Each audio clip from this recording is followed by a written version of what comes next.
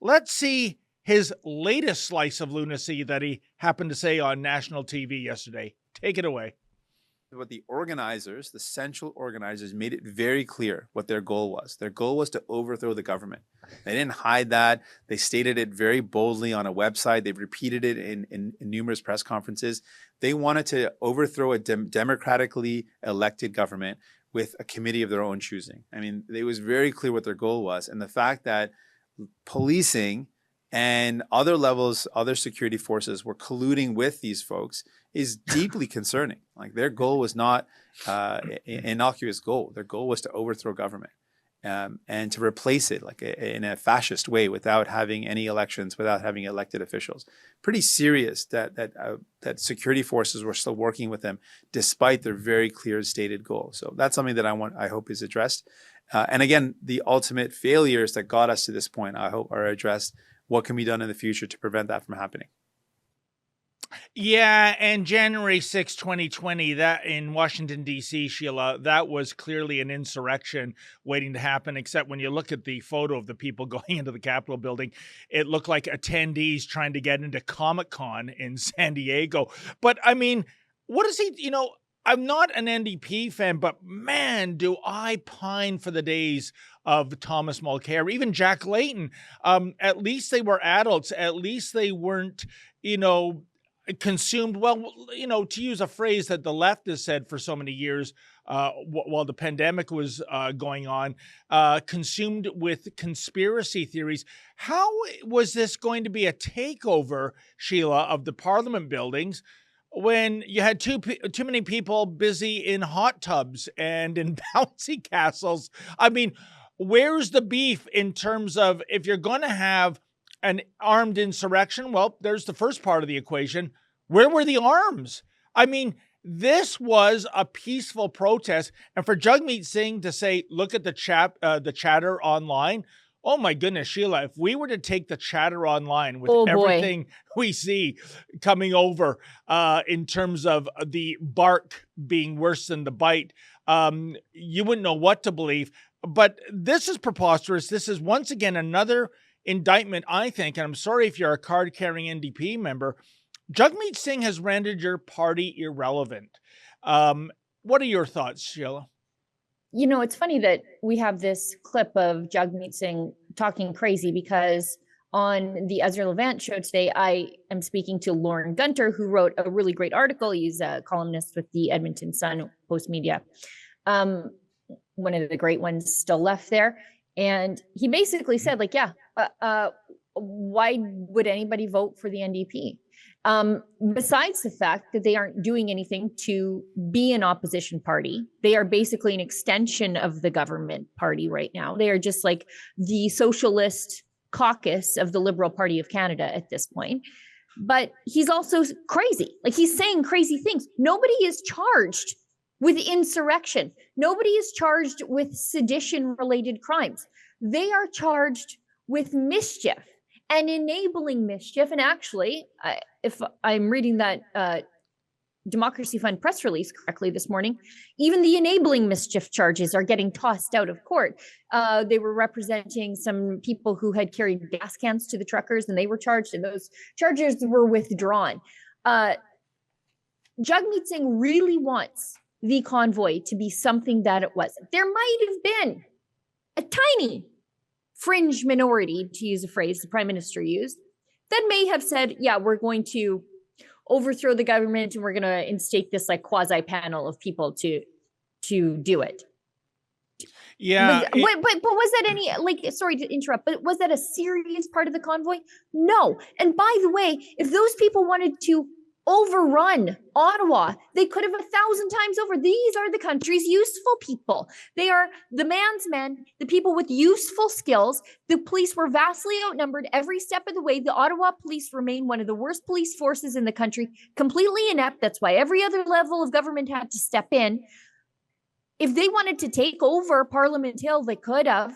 They never did. They left what kind of insurrection, government overthrow, leaves the place cleaner than when they got there, Jagmeet?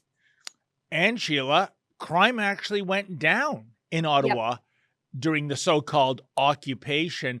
It's getting a little tired, this act, too. At least he's simpatico with Justin Trudeau and his Liberal cohorts on this issue.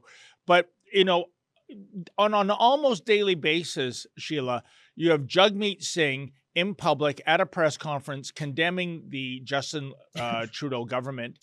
And then when it comes to walking the walk, as opposed to talking the talk in the House of Commons, propping this government up thanks to this deal with the devil that they've got till 2025.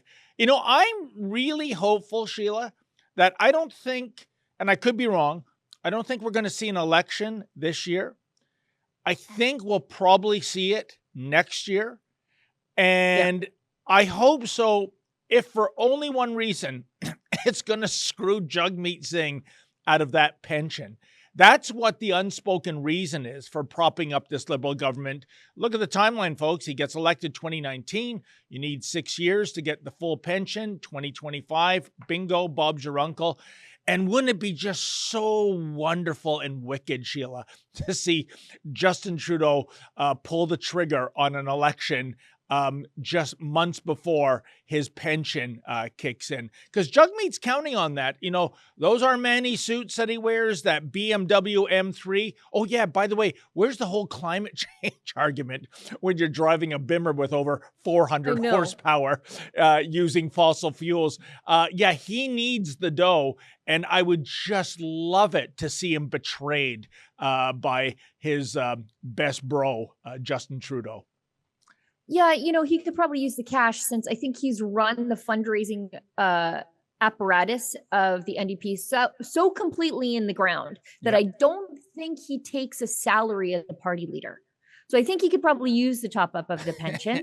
And I'm not joking. I think that he might be taking a salary now, but for quite a long time there, he did not take a salary as a party leader, which is common practice.